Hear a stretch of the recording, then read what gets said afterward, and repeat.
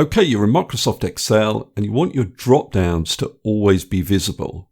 Now I'm going to show you two methods you can use to achieve this. The methods have a slightly different look and they work slightly differently, but you'll better decide by the end of this video what will work best for you. Okay, so let's look at the first method. I'm going to click in the cell where I want the data validation drop-down list. I'm going to go to the Data tab, Data Validation button, Allow a List, and my source for this list is over here in column K. Click on OK, and that gives me the standard drop-down list of areas. But if I click outside the cell, I no longer see the drop-down arrow.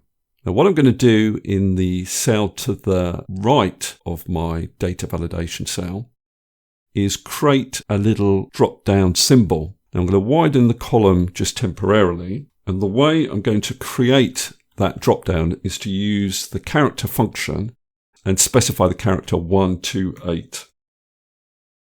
Now in order to see the actual drop-down arrow, I need to change the font to Wingdings 3. And there's my drop-down.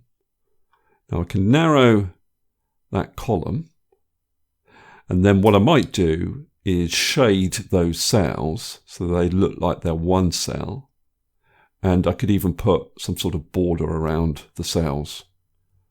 So now it's pretty obvious that there's a drop-down list associated with this value.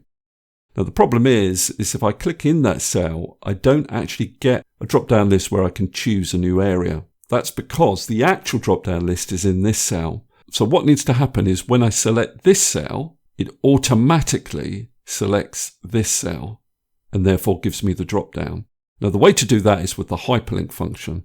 So if I just widen this column and I'm going to change the font back to the default font so I can see what I'm writing in here.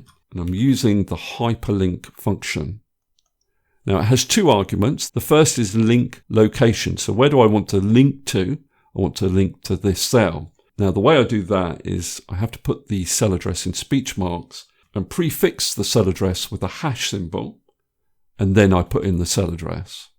I then close the speech marks and I put in a comma, and the friendly name is what you want to appear in the cell, and we want to use character 128. So I close the bracket at the end and I press enter. Now I'll reapply the Wingdings 3 font. Press enter. I'll take off the underline and I'll change the font color to black. If I narrow that column. So now if I click on this drop down symbol, it hyperlinks to this cell with the actual drop down in, and then I can select a new area. So that's the first method. Now the second method is entirely different. The first thing you'll need to do is show the developer tab on your ribbon. Now if you can't see the developer tab, just right click on one of the other tabs and go to customize the ribbon, and then make sure that developer is ticked here. Click on OK. Now on the Developer tab, you need to go to the Insert menu and choose this form control combo box. Hold down Alt on your keyboard and then drag over the cell that you want the combo box to appear in. Alt will make sure it fits perfectly in the cell. Now right click on the combo box and go to Format Control. Make sure you're on the Control tab.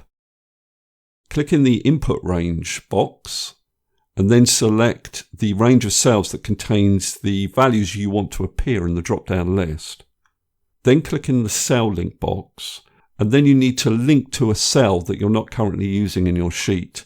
So I'll say N1. Then click on OK. Now if I zoom out just a little bit, can you see in N1 I currently have a 0. If I click outside my combo box and then click back in it and I selected East, what it does is return the position of that value. Now this value is not going to work with my VLOOKUP. It needs the actual area, the area text value. Now that's easy to resolve. Just temporarily I'm going to write a formula in this cell here, equals index.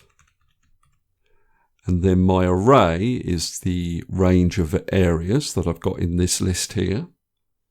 comma, and the row number is returned by my combo box, and I've got that value in M1. Close the bracket and press enter. So you can see now that if I select an area, this formula automatically displays that area. So what I then need to do is copy that formula text, Control C to copy it, and then I need to select the cell that has my combo box in. So I've clicked just below it, and then I use the up arrow to select that cell, click into the formula bar and paste in my formula. And if I press enter, you can see now that my VLOOKUP works. So now you can get rid of this formula in this cell. You will need to keep that number there, but you could always hide that column, and your drop down will still work. Okay, that's all I wanted to cover in this particular video. Hopefully that's useful. If it is, please give me a thumbs up and subscribe, and I'll see you next video.